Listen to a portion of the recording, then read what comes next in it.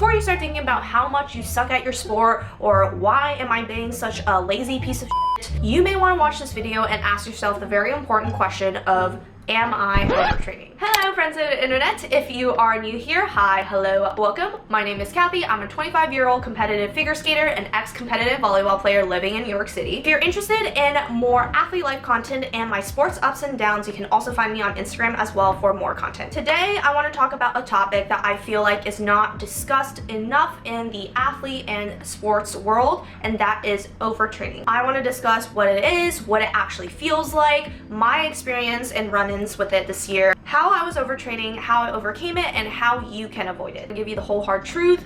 Once it happens, it's really hard to reverse it. So please watch carefully to avoid this at all costs. Firstly, you may ask, what is overtraining? Overtraining is when an athlete experiences muscle soreness or muscle weakness beyond what is usually expected from a typical hard training or workout session. And it's also defined by the failure to experience recovery and a typical time frame that is usually expected. And we as athletes sometimes get ourselves into a sticky situation of overtraining because we are so conditioned to just push ourselves to the limits and work as hard as possible to achieve certain results and certain performance goals. Hard work definitely pays off, but to a certain degree. This literally reminds me of like the law of diminishing marginal returns that I learned in business school. Especially as an athlete, when we experience some of these symptoms of overtraining, which I will talk about in a sec, like a decline in performance, we think we need to train harder to overcome that decline in performance, which backfires and pushes our bodies further deeper in trouble. Your next question may be, how do I know if I'm overtraining? I'm going to share some of the common symptoms that I personally felt firsthand when I went through an overtraining issue earlier this year, as well as some other common ones that were cited by medical journals when talking about overtraining syndrome. Disclaimer, I'm an athlete. I am not a medical professional. I went to business school, not medical school. So everything I'm sharing is from personal experience, and understand that everyone's body is unique and can be different. If you have any serious concerns about your health, please seek out professional medical health and support. Starting with the symptoms I experienced, one, I felt heavy legs. Even in low intensity exercises when I wasn't training super hard,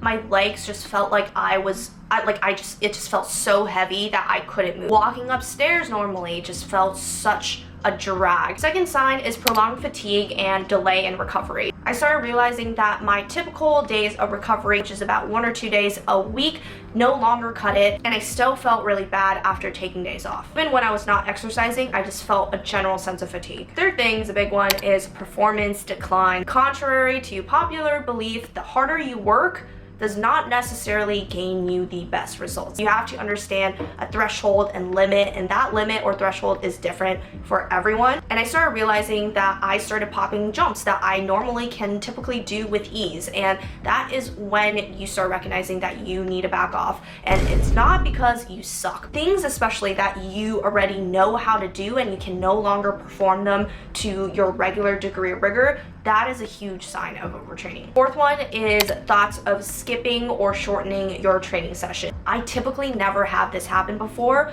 I was training at peak around like 3 to 4 hours a day on the ice, and never once did I think about skipping a practice or making my training session shorter. I typically enjoy skating. However, when it got to that point, I remember one session clearly where I couldn't even do 30 minutes, so half of a session, without feeling like I need to go home right now and get off the ice. And that is not you being lazy. That is your body telling you to stop beating yourself to shreds. The next one is inability to relax and get good quality sleep. Even though I was training a lot and by the end of the day I felt so exhausted, I just felt so agitated that I could not fall asleep properly at night, and I was just not getting good sleep. I kept waking up in the middle of the night, my body was just not resting. And the next one is just general lack of energy, decrease in motivation, and moodiness, not feeling the joy from activities that you typically enjoy. If you stop getting enjoyment from your sport and you typically do get enjoyment from your sport, that is another big sign. And this is obvious one, inability to train at a level that was once manageable. So I'm not saying you're trying something hard and you just can't achieve that at the moment.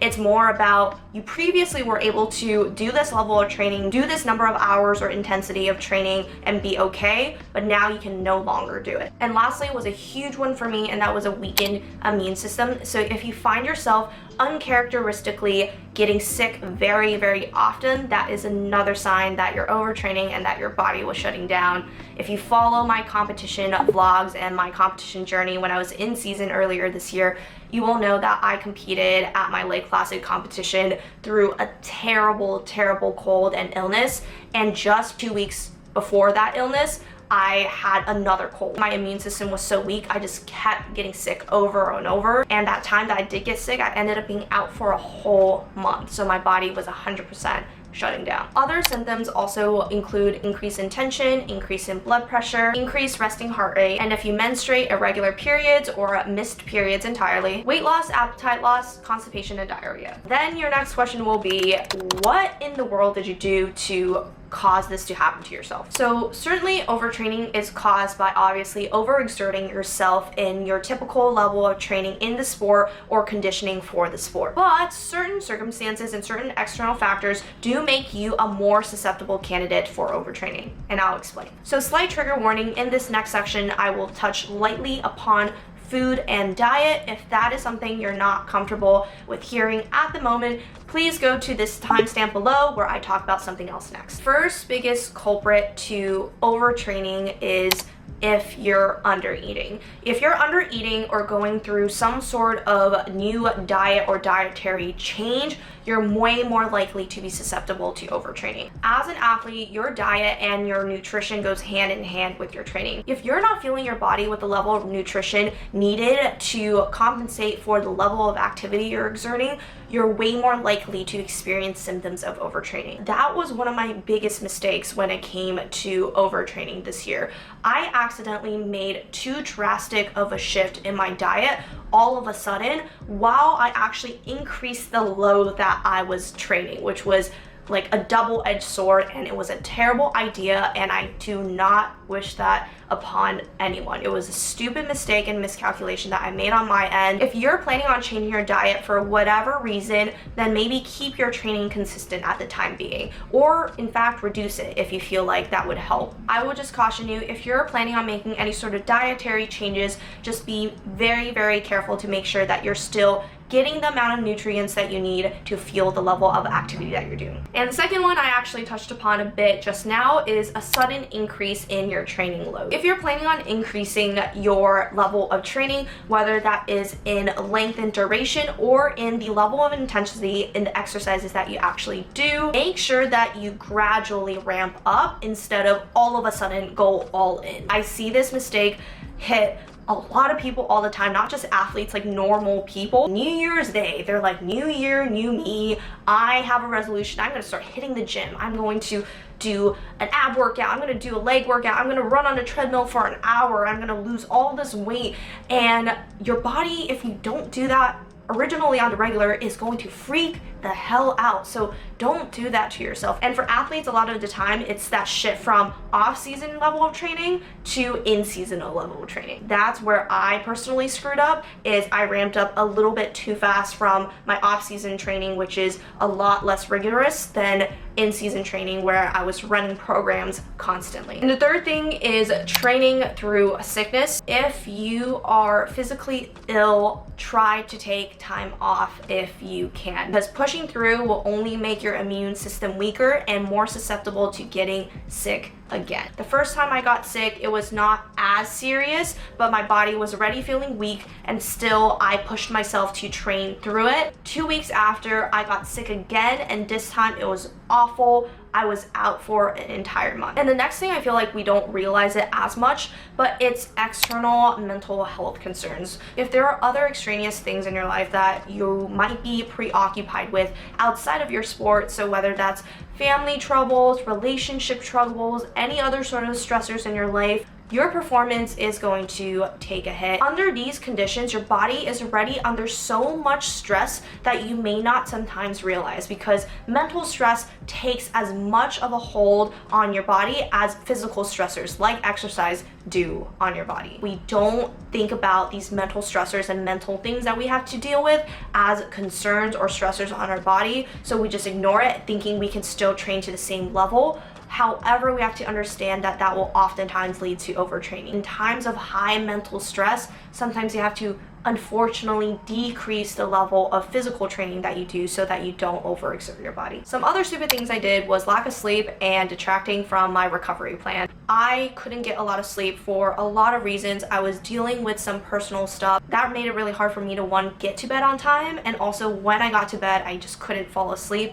and it was a awful catch-22. I usually try to bake in at least 1 to 2 days of recovery in my weekly plan, but for some reason I was stupid enough to want to just work through that and scrap those recovery days, or not take a recovery day in between because it was easier for me to skate Monday through Friday all the way instead of, you know, taking a break in the middle of the week and having to skate another day on a weekend. If you watched all of this just now and you're like, holy crap, that was literally me, checkbox. And let me explain. Here's how I personally overcame it and some things that can help. Depending on the level of severity of your overtraining, you may need to take a prolonged period of time off. I swear to God, as an athlete, I understand that's like the worst nightmare ever. Every time I get injured, every time something like this happens, I'm just like, the worst thing you can tell me is that I can no longer train. I would just say start by taking 1 week completely off, just full rest and recovery. Maybe you can throw in some active recovery in there like yoga and some light walking,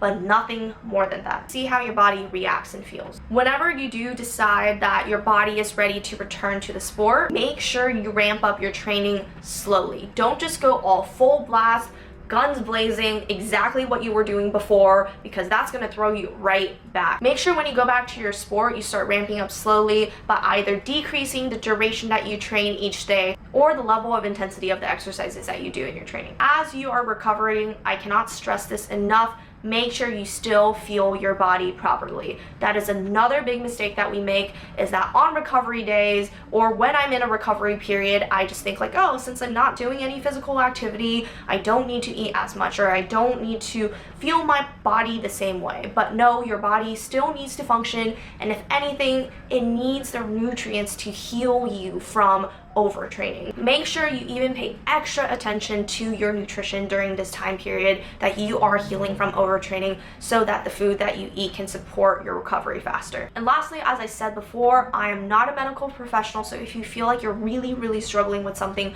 please seek professional medical advice and attention. Seriously guys, I understand this all too well as an athlete myself who experienced overtraining syndrome firsthand January earlier this year, and it was an awful experience, and I don't wish that upon anyone, which is why I'm trying to make this video to inform and educate all of you guys out there. I feel like I severely underestimated how external stressors in our lives and a poor diet can really impact negatively on our training. Hope this has helped you avoid and identify this one critical mistake that a lot of athletes make. If you like more videos like this on athlete life, sports advice, figure skating, and volleyball, please hit the subscribe button down below. It will literally take you 1 second, and I would love you 3,000. Please comment below on what types of videos you would like to see from me next, and your next idea may just be the next video that I make. Alright, till next time guys, and if all else fails and you forget everything I tell you in this video, just remember the law of diminishing marginal returns. I swear to God, apparently Econ 101 is applicable to sports too.